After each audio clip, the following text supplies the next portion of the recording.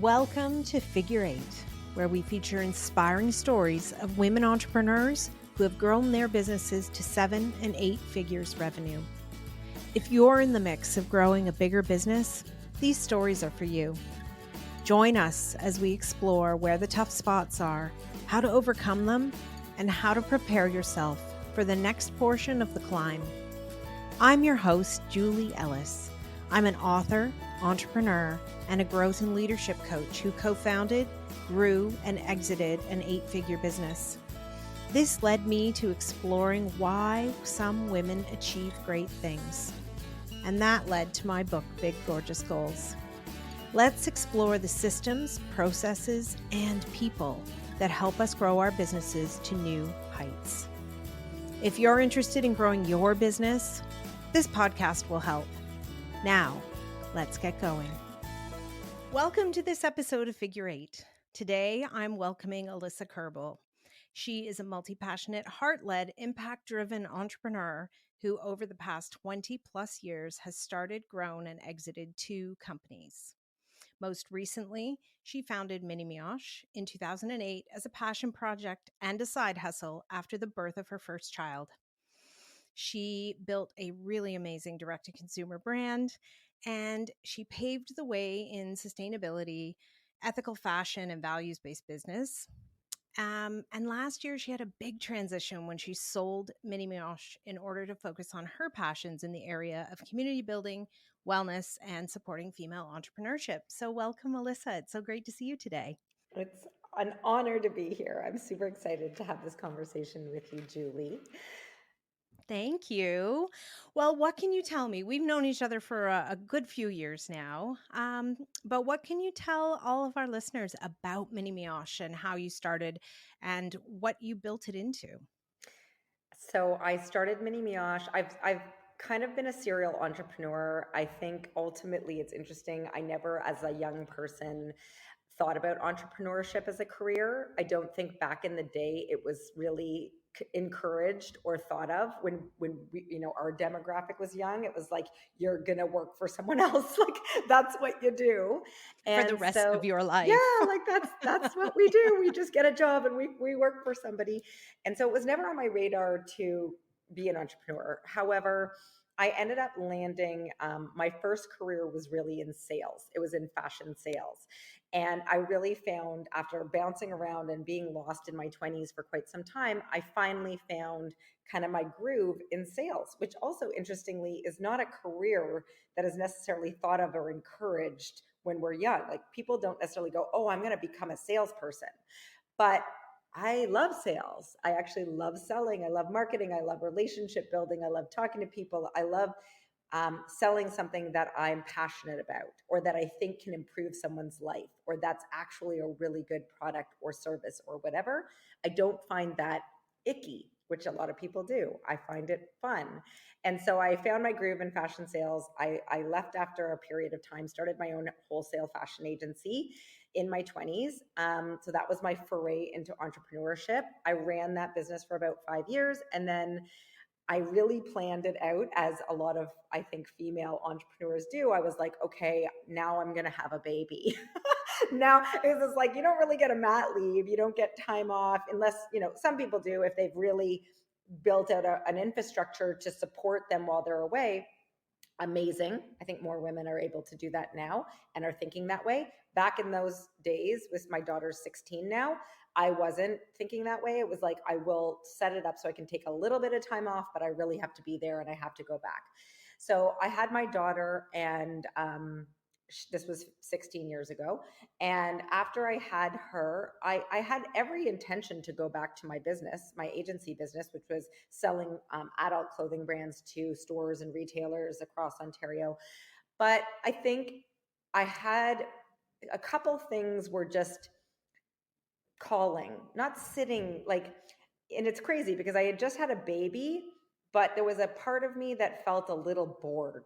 And the idea of going back and running my agency business, I'd been in it 5 years at that point, and just selling other people's brands and doing the same thing. And, the collections come in and I sell them and then they ship. It's like, it was a little like I don't know, repetitive, and it didn't feel like I had a lot of control over it. And I think I just had this innate desire to have more creativity in my work and to feel like I was building something that was more my own. Even though I was already building something that was my own, it didn't feel quite the same because I was accountable to my suppliers. I was accountable to, like, these quotas, all these things, and people sort of still telling me what to do and how to do it. I was like, I just want to do my own thing. I just want to figure this out. And at the time, my daughter was a newborn, and I have always loved like really great basics. Like, I am a basic girl. I am not a fancy girl. You know me, Julie. Like, I just love a good soft t-shirt, sweatshirt, sweatpant. Like, I'm all about comfort. I love quality. I like good style, but I am not fancy. And that is just my vibe. And at the time when I was trying to find clothes for Emmy, my daughter, she, I couldn't find like just soft basics, like comfy, soft basics. There was just not a lot on the market. I would go to these stores that I would personally not shop in for myself. And they had stuff on them and they were hard and crunchy. And like, I just was like, ooh, like, I don't want to put this on my little baby with newborn skin. And like, so anyway, I just decided sort of in that moment without really much thought, I was like, I think there is a need for this product. I want this for her. I'm going to just see if I can create my own baby clothing brand that's all about like soft, organic cotton basics that are gender neutral, that are made sustainably, that are made in Canada. And I really tapped my existing kind of network and people and knowledge from the agency world to create this thing as just a side hustle. It was purely like, let's just get this going and see if it can go anywhere.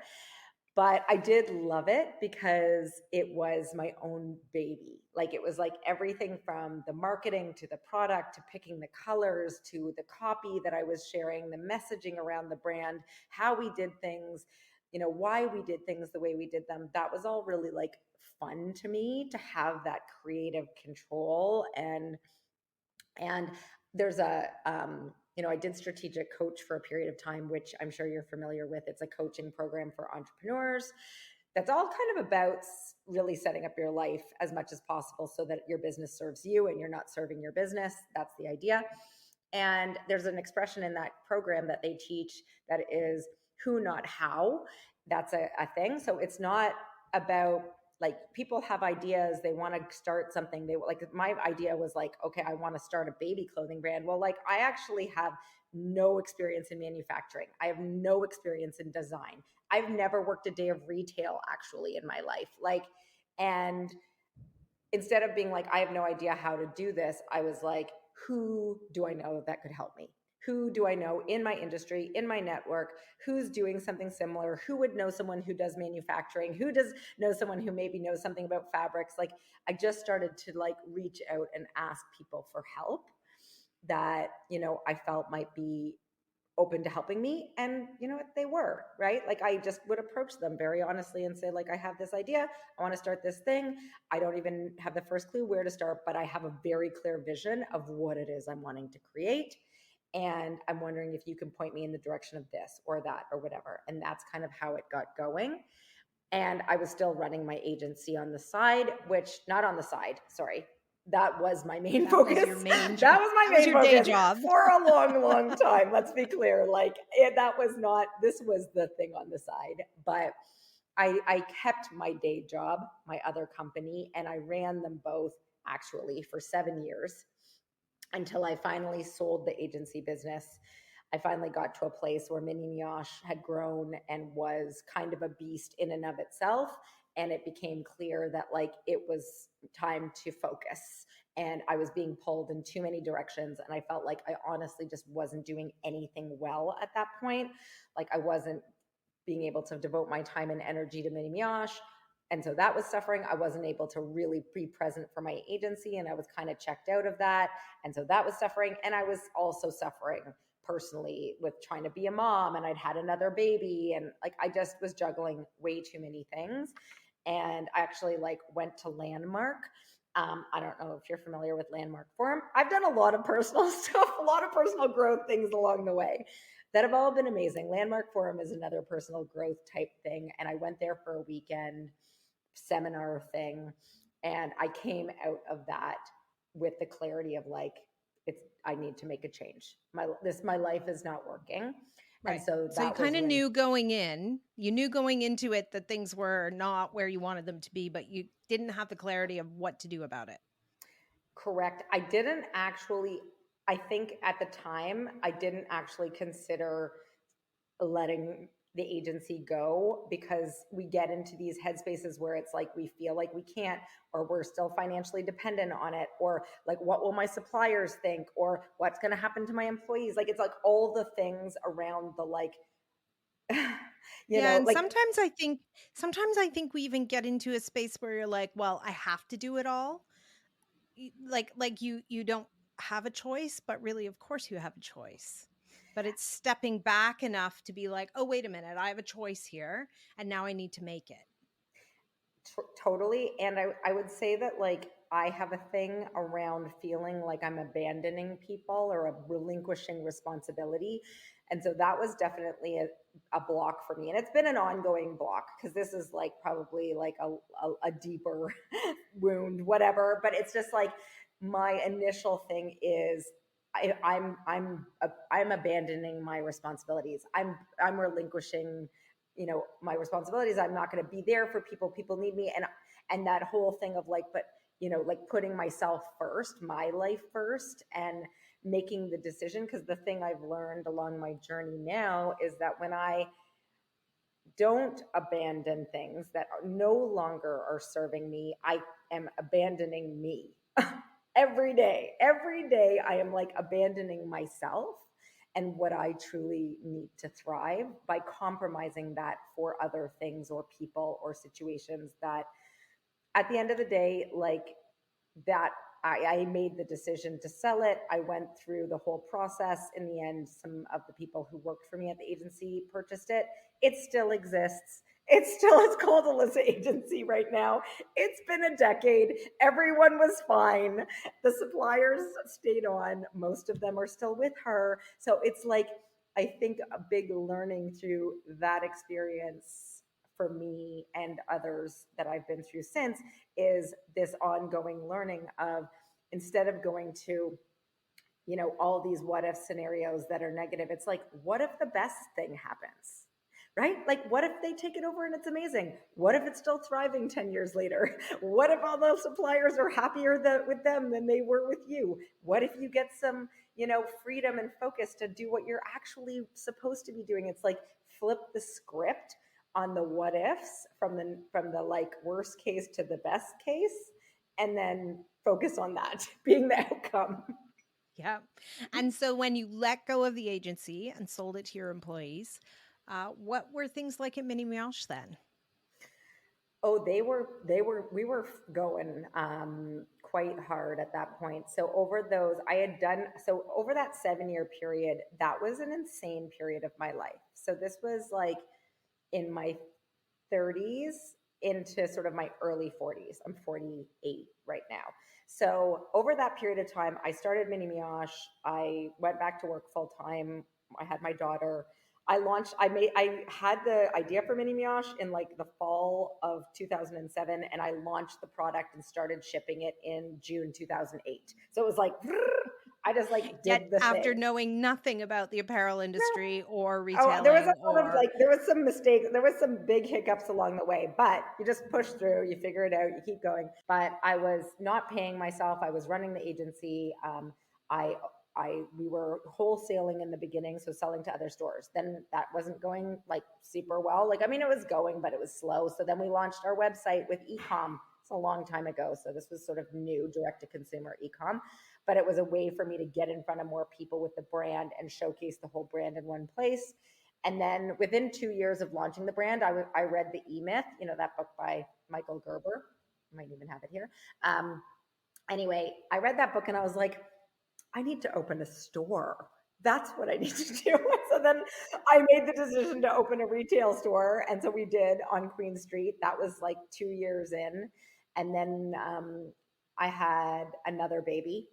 my son, and then we opened another store in the distillery district in Toronto within that same time period. So over that course of that sort of 5 to 7 years, when I was running them both, I had 2 kids, I was running this business, I was running that business, I had multiple stores, it was insane. Like, I don't know, like, how I didn't actually have like multiple nervous breakdowns. I mean, I thrive, you know me, I thrive in like a fast pace. Or at least I thought I did. I did at that time. I was thriving in sort of the creation of it all and the momentum of it all. And I had energy because I was passionate about what I was doing. And that's one thing I realized, like, when people are like, how do you do that? Or how do you do this? It's like, there is a level of energy that comes from inspiration, excitement, passion. Like, that's a driving force for people. And that's something that I also recognize when that goes away and you're not feeling that, that's the opposite of a driving force. So when the inspiration, excitement, motivation, growth isn't there, it quite often feels like a very heavy lift. It was a heavy lift during that time, but it also was fun and inspiring. And we were doing stuff. And I, surrounded myself with a bit of a team that was supporting me. And so I wasn't alone in it all. And so it was manageable until it wasn't, which was when I finally went to Landmark, had a literal breakdown in Landmark. Let's just be clear, like, had a full, like, my life's not working, I'm miserable breakdown. And then made the decision. And sometimes I think we have to hit those moments where it's like the writing is so on the wall that you cannot ignore it moments. And sometimes that comes with a health scare, that comes with some sort of major breakdown, whatever. Sometimes it has to hit that point where you're then like, something has to change. And what needs to change? What could change? And you ask yourself that question. And then whatever comes up for you that is maybe standing in the way of you making that change becomes clear that that is actually not really an obstacle, right? Like, all that, because it's like, it just is now, like, it has to happen. So now it becomes a question of, how is it happening? It's like somebody turned the light on above you and all of a sudden you're like, "Oh," and it all comes into focus in that moment and you're like, "Oh, I totally know what I need to do." That's true. Yeah, that was always that was the thing when I started. It was like, I was very kind of like, okay, if I'm going to do this, what would also feel good and values aligned for me, and also make it a point of difference in terms of how I'm selling it, how I'm marketing it. I'm always thinking, like, from a sales perspective, like, what am I talking about? Why would someone buy this as opposed to some other random thing from Old Navy or whatever, right? So it was like, I'm going to try and do it in an ethical and sustainable way. I'm going to try and do it locally. I'm going to try and make sure that it's transparent and people know, like, I can show how it's made, where it's made, that it's not made. Our original tagline was like, made for kids, not by kids. And this was at a time when, like, certain brands that I won't mention the name of were like having factories collapse in Bangladesh, and all these things were happening that were showcasing, like, yeah, it does matter. It might be cheap, but it actually, like, what is the cost really? And because of my experience and knowledge of the fashion industry, because of the agency, I had exposure to a lot of different manufacturing processes and ways of doing things. And some people were making things locally and some people weren't. And I hadn't really thought about it so much from a values perspective at that time for my own agency in terms of the brands I worked with. But as I thought about it for my own, it became clear that, like, I wanted to do something in an intentional way that did feel aligned with what I care about. Yeah. And then I think that kind of carries you into some of the sort of like advocacy and charity work that you started to weave into the business over the course of time as well.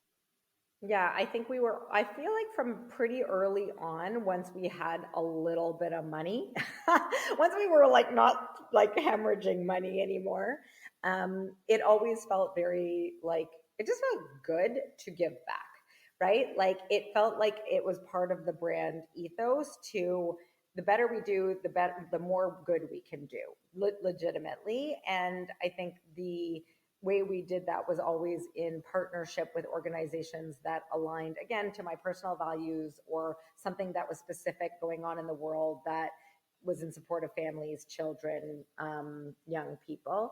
And that also, obviously, now you see almost every brand has some sort of give back. Like that is almost like you kind of just have to do that, which is great.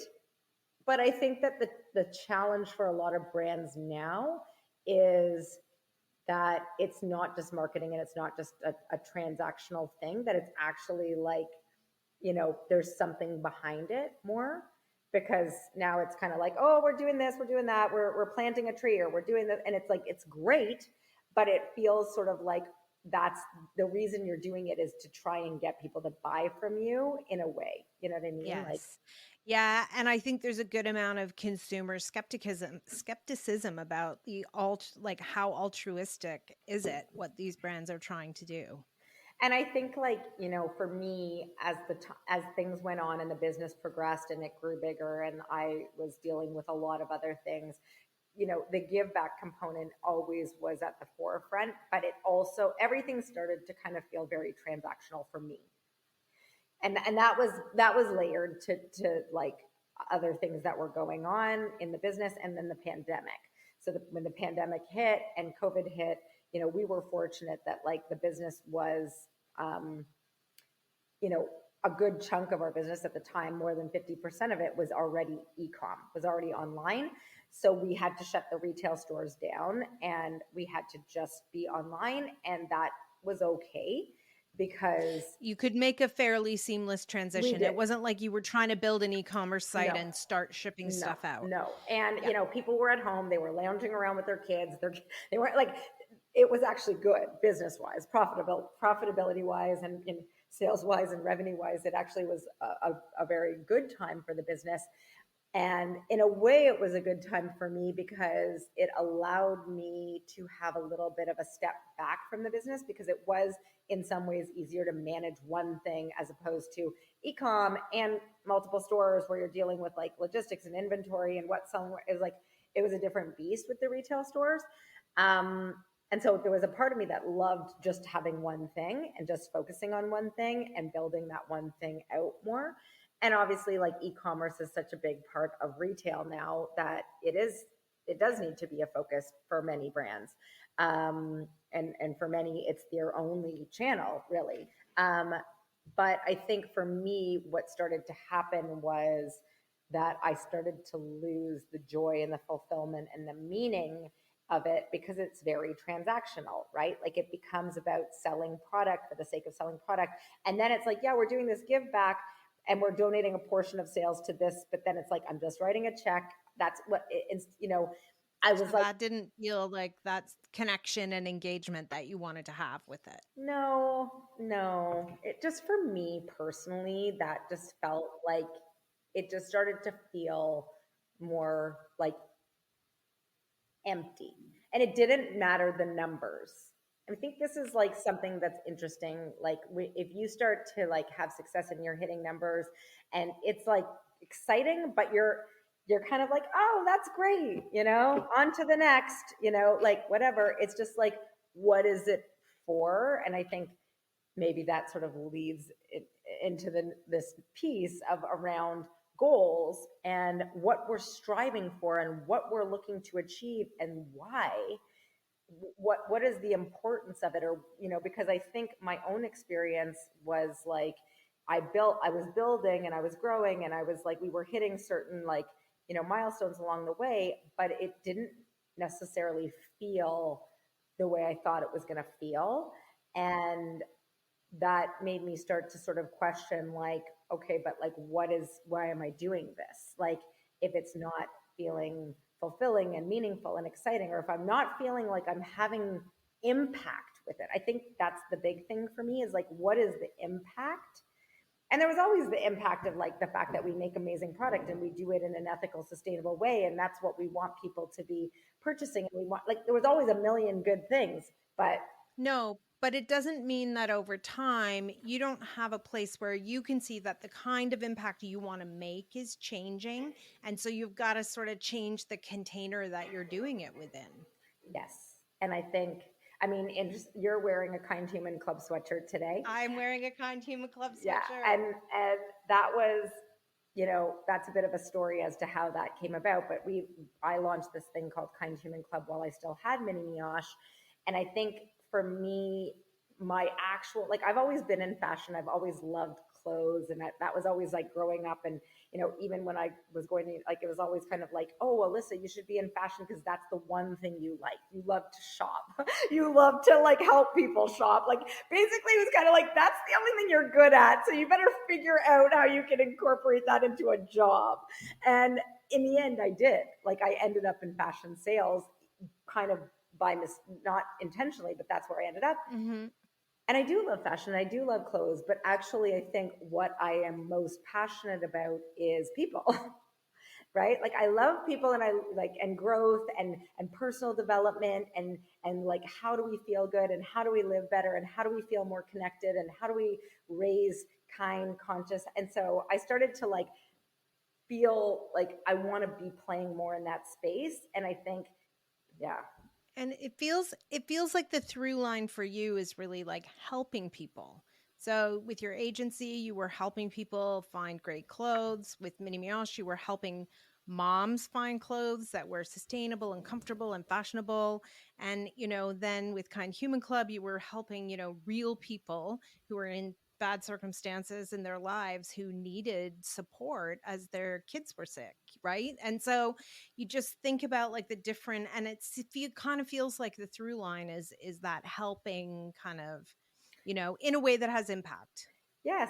I mean, and that is what like lights me up. And so I think that when I was running the business and I was on the hamster wheel of the business, I didn't feel like I was helping I just lost that feeling for myself too. Like, I just was like, you're not helping yourself. You're not helping. Like, it's like, I just started to like not feel aligned to this in the same way anymore. And I was like, I don't know if this is still the path for me. And I started to like, what I started to do was I actually started to try and like morph the business into something else that would be more aligned with me, Alyssa, the founder, and but maybe not serve the business, maybe not serve Mini Mioche, maybe not serve the customer who loves that brand because they just want to buy the amazing basics that Mini Mioche offers. Like, they just want that beautiful product, and like, they aren't necessarily where I'm at, like, in my journey. And so, you know, that was the struggle for the past couple of years as I was trying to decide what to do with this. And so then it's this deciding, right? We talked about this before, like the decision between like what do we really want, and in your heart of hearts, what did you really want versus, what you think you should do around building Mini Mioche and, world domination and all those good things for that business. Yeah, I think that, like, as you know, the truth is that I think as the business grew and became more complex and more people and all of those things, I realized that like this was not what I love. Like, I don't actually love running a company of this nature. Like, certain people, like, I think, quite honestly, I've given this thought, retro in retrospect. Like, I think, for me, I could have, maybe my path would have been different on some level with Mini Mioche if I had like hired or had a person early on that was literally like ops, like that basically Yeah, like a strong second in kind of like an command. integrator, right? But Yeah. like early, where it was just like, okay, Alyssa, all you have to do is like, you get creative, you do these 5 things, and then we'll deal with like finance and HR and legal and ops and logistics and all of those things that like suck the absolute energy out of me. They are not my thing. And Right. And so how long can you do them for before you hit the wall of exhaustion? I think that, like, I think maybe if you have that early on, it's a little bit different. I think I think for me too, I struggled to let go. I had a lot of fear around like, oh, can I trust people to do this? I had a few missteps where I did trust people and it didn't go so well and things along the way. I did have an amazing second in command over the last number of years who was doing all of that for me and and that made it 1,000 times better. And that made me realize like, oh my God, but I think at that point, I'd already started to feel this misalignment with the whole thing. And it didn't make it like I just wasn't in it in the same way. My heart wasn't in it. And I think also like, you know, things have their journey in our lives. Like I started this business when I had a newborn. Like I was in this world. Like I was in the same demographic that my customer was in. I cared about like a lot of the same things. I could easily market to them. And like now it's like I'm not in that world and I don't really feel like, oh, I want to be thinking about like TikToks for young moms and like all the like it's like this is the world we're in now where it's like you're hitting with the message and the like these things and it's like it's just like actually not the space that I really want to play in anymore, and it felt like heavy. So I think it was just listening to that, right? Like we just don't want to hear our own message a lot of the time, like that truth that, we avoid because it's like, what does that mean? What does that mean if I don't want that anymore? What was my life going to look like? Who even am I without this thing, right? Like it becomes such a part of your identity. It becomes who you are in the world and your value in the world. And it's like hard to even fathom what your life could look like or who you would be in your life if you are not the founder or CEO or president of this thing. And that is scary. That is really, I think, requires a lot of unpacking. And we've had this conversation before in terms of like I did a lot of unpacking over the course of the process. And that allowed me to kind of move through it and grieve and allow myself to feel all the things that are there when you are making a decision like this. Because I think it is not like for most of us, like oh, I'm just going to do this and it's done. And it's like, if you think that's what it is, you do get rocked because, it is a deep unpacking of everything this means in your life and what it means going forward and being able to process all of that. Doing a lot of personal work around that is very helpful. And there's people who start businesses and grow and scale with the full intention of exiting, and there's really no attachment. And it's like, okay, on to the next. Like that was always the intention. That was like not my MO, right? So it's different. Everybody's coming from a different place. But if you have put your blood, sweat, and tears into something for an extended period of time, you have sacrificed, you have built something of significance, it is a very challenging and quite a process to get to a place of being able to let go, I will say, from my own experience. And so when you got to that place and eventually sold the business, what has it been like coming out on the other side? I will say it's mixed. I was very, very ready, and there's no questioning on my part. And I also like really had a fairly full exit. So I still own a small piece of the business, but I'm not active in the business. And the new owner and founder was good with that. And that was really what I wanted to. I was very clear that I wanted my freedom. I didn't want an earnout. I didn't want to be an employee of the company for an extended period of time. I was happy to help transition. I was happy to support. I was happy to consult if they needed to ongoing. We worked out something, but really they didn't require me a lot. And so I really was sort of like moved out. And I moved on instantaneously. That was partially also because I had stuff going on with, family stuff that I was dealing with that was very challenging at the same time, that I kind of had to put myself into supporting my parents, and there was health issues going on there. So like honestly, like the timing was crazy, but it also was just this gift because it was like all this was going on. I could not have kept going. I honestly don't know how I could have kept running the company while dealing with everything that was going on. So it was almost like like the universe saying like you don't have any choice but to leave this thing and focus on your family and focus on what's right in front of you. And because that was what unfolded, it was like I didn't really have time to kind of process in a way that I would have maybe processed things had I had more time and space. But I don't. It is what it is. Um, and now, it's funny because I kind of thought that I would have some breathing room and I'd have some time to just chill for a bit, but I think ultimately I've had this desire to create and build something new for a while. And, I am now sort of have a bit of a sense of urgency on that path because I have physical space that I've taken on. I have expenses that I have now that are requiring me to act and move with more intention and more, um, you know, on a quicker pace than I would have probably done otherwise. I will tell you, Julie, I'm like, oh my God, yes, I like have no choice now but to get up and go. And the truth is I am still figuring out like what it is that I'm exactly meant to do. I didn't have a clear plan. But things just happen and then you just have to go with it.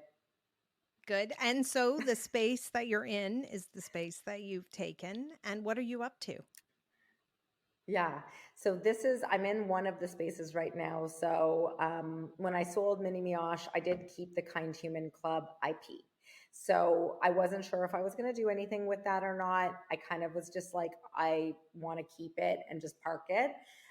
But when I had sold Mini Mioche, we had taken on this space in downtown Toronto, the west end of downtown Toronto, to kind of use as a showroom and an event space and a community gathering space for the brand because we had closed our Queen Street location.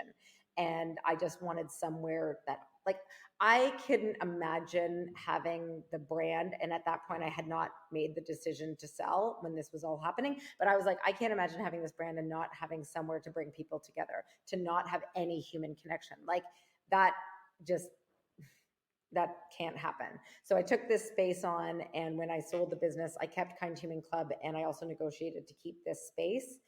And then within a couple of months of that, the space above it also became available. And so I am still in the process of determining exactly how these spaces will be used. They are already being used for a lot of different amazing things. So part of it is a desire that I have a desire to build community and bring people together. I want to foster more human connection. I feel like that is the medicine that we all need right now. Get off Zoom, get into a physical space, be around other humans, support each other, and to do it in these beautiful spaces that also can allow people to come in and offer different classes and different modalities for people to learn, grow, be human together. So I've, me, over the course of my journey, I have gotten into a lot of different things from meditation to breath work to cold plunging and, sauna and movement and dance and somatic work and plant medicine and psychedelics. And all of those things have honestly helped me through my journey immensely. I believe so fully and you don't have to do all of these practices, but all of these practices, I believe, can be very supportive to us, especially in this world that we're living in where we are just kind of in fight or flight all the time to a certain degree.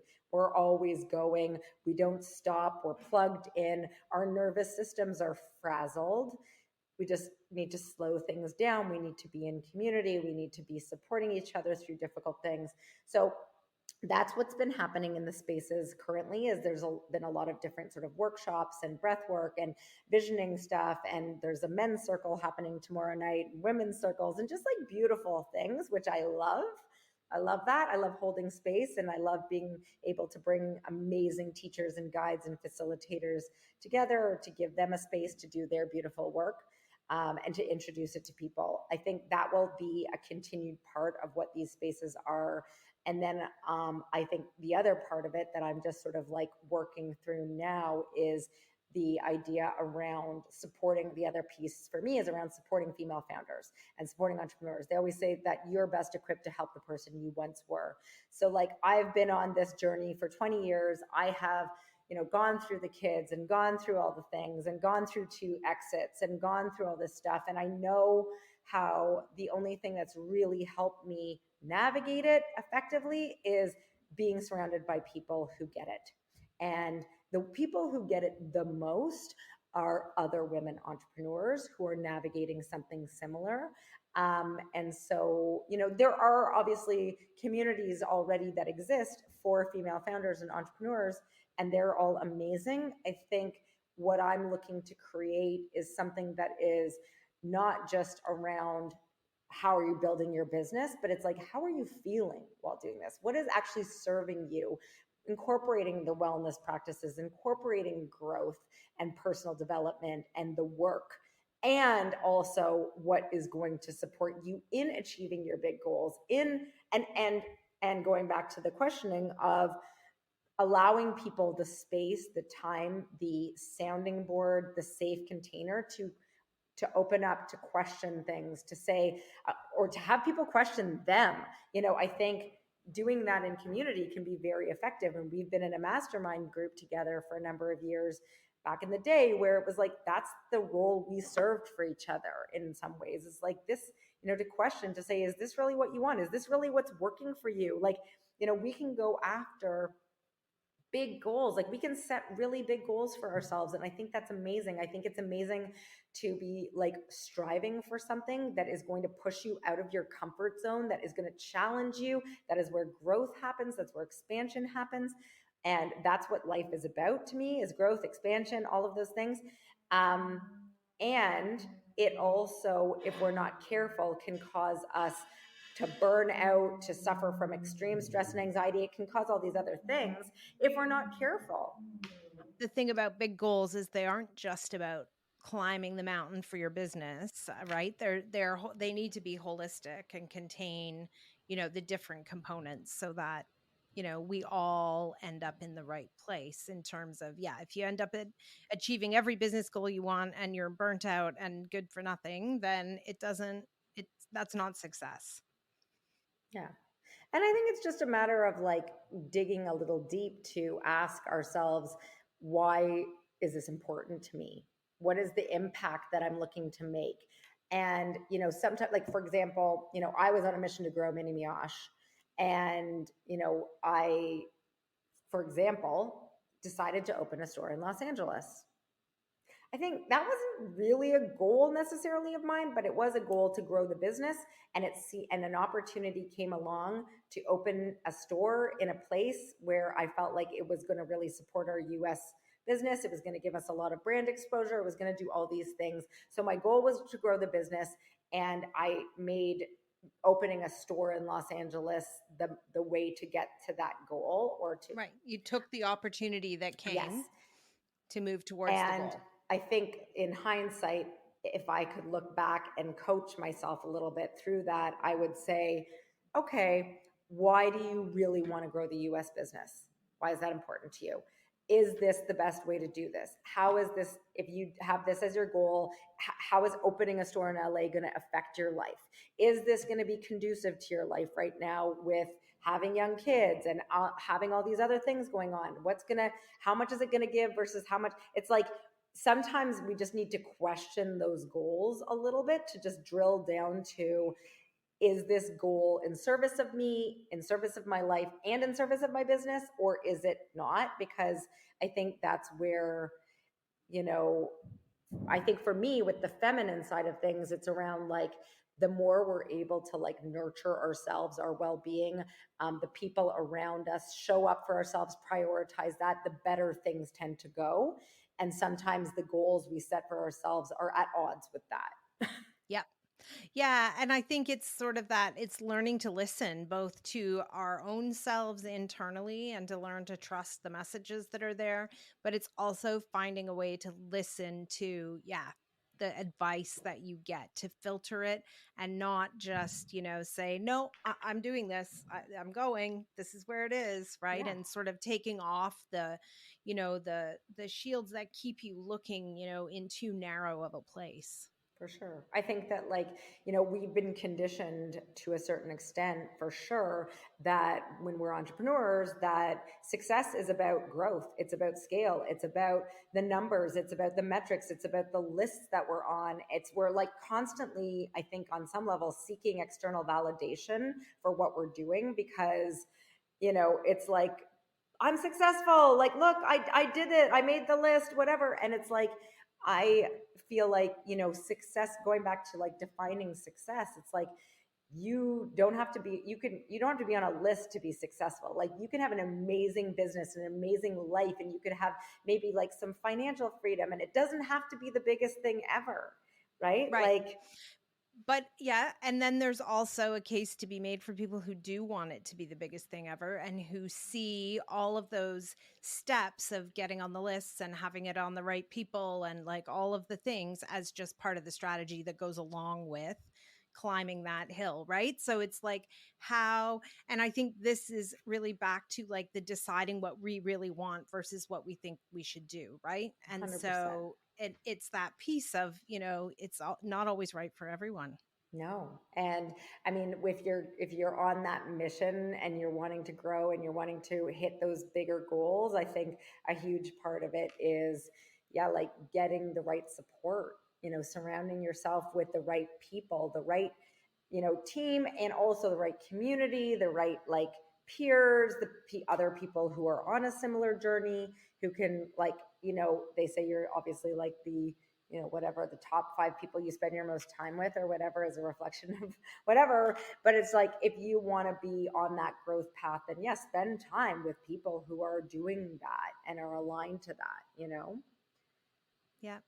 Good. Well, thank you so much for joining me today. It was a really great Thank you for conversation. having And me. I'm wishing you all the best with the spaces that you have now and the new things that you're up to. And I can't wait to Thank see you you. where you go.